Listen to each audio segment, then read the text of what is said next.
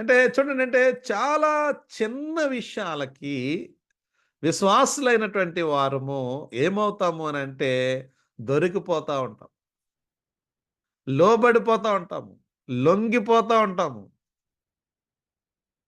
చాలా చిన్నది. యాక్చువల్‌గా ఇట్స్ నాట్ ఎ మ్యాటర్. ఒక పూట భోజనము చేయనంత మాత్రాన పెద్దగా నష్టపోయే నష్టమైతే ఏముండదని నేననుకుంటున్నాను.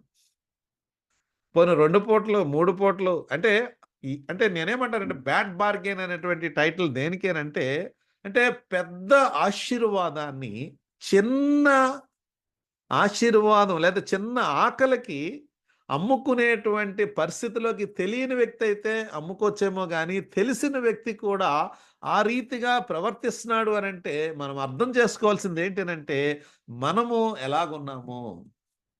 ఇవన్నీ పాత నిబంధనలో రాసినవన్నీ కూడా మనకి ఈ యుగాంతం